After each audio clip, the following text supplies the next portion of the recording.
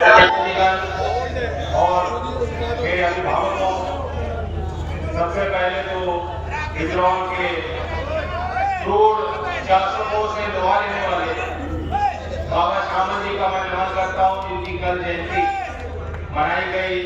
वो साधारण किसान थे और उन्होंने एक मिसाल तय की। संत रविदास जी की जयंती है, मैं उनके प्रति अपने श्रद्धा सुमन अर्पित करता हूँ।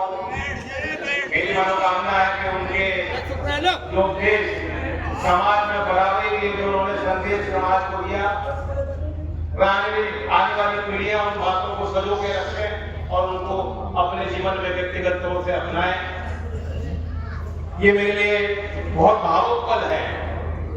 यही छपरौली पे जब चौधरी अजीत सिंह जी का निधन हुआ था, तो आप भी लोगों ने, मेरे समाज के बड़ों ने मुझ पे पगड़ी बनाई थी और जिम्मेदारी मेरे कंधों पे सौंपी थी। और आज आप सबके आशीर्वाद और प्रयास से चौधरी अजीत सिंह जी की स्मृति में पहला इस प्रकार का अनोखा निर्माण हो पा रहा है।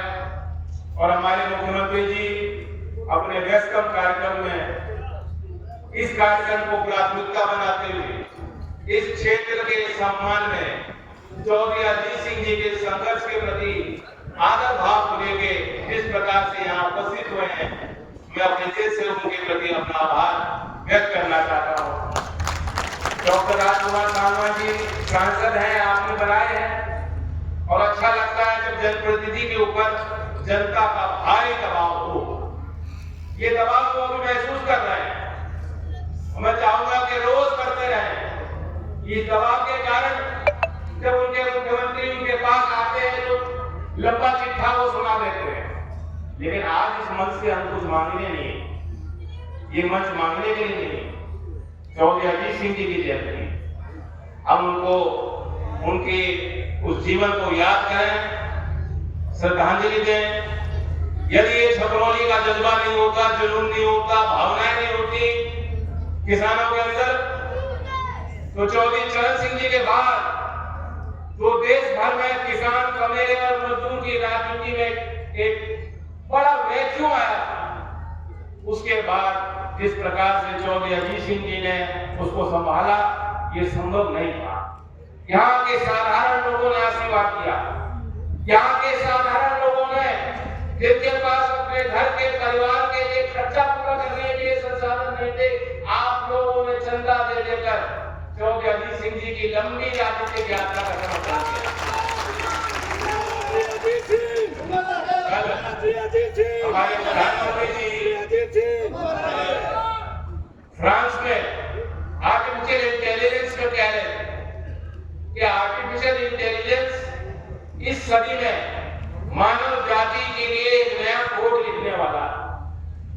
मैं मानता हूं उसी तरह चौधरी अजीत सिंह जी IITN खड़गपुर में, फिर अमेरिका में जाके इलिनॉइस इंस्टीट्यूट ऑफ टेक्नोलॉजी से उन्होंने MSc करी, कंप्यूटर साइंटिस्ट बने।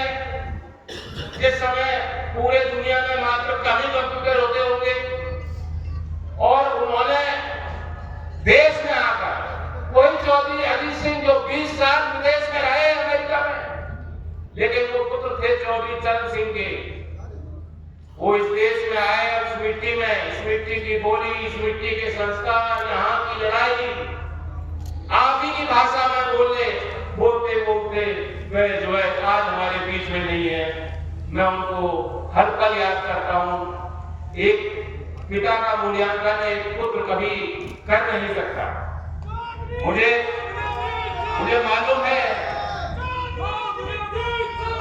हम लोग तो शिकायत करते थे अपने पिताजी से, बच्चे जैसे शिकायत करते हैं कि आप हमें कम समय दे रहे हैं। आज मैं अपने बच्चों की सीधी देख के समझता हूँ कि वे हमें क्यों कम समय देते थे, क्योंकि उनका मिशन कुछ और था। इसलिए पिता के रूप में जिस तरह से उन्होंने प्यार किया वो अलग है। जिस प्रकार से उन्होंने समाज की जिम्मेदारियों को अपने ऊपर लिया, वह प्रेरणादायक मेरे लिए और नौजवान पीढ़ी के लिए रहेगा। आधुनिक भाषा बोलने वाले, दुनिया की उभरती तस्वीर समझने वाले, और गांव की भाषा बोलने वाले, किसान के बीच बैठने वाले, किसान के दुख दर्द को और समस्या को समझने वाले, उस दौर में वो एक अनोखे राजनेता था।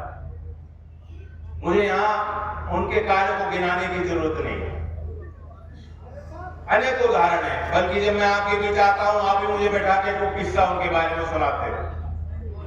मैं ये जानता हूँ जो उनके दूसरे जीवन के पहलू थे उस बारे में कुछ व्यक्तिगत आपको बता सकता हूँ। मैं उनसे पूछता था कि कंप्यूटर साइंस आपने क्यों चूज किया।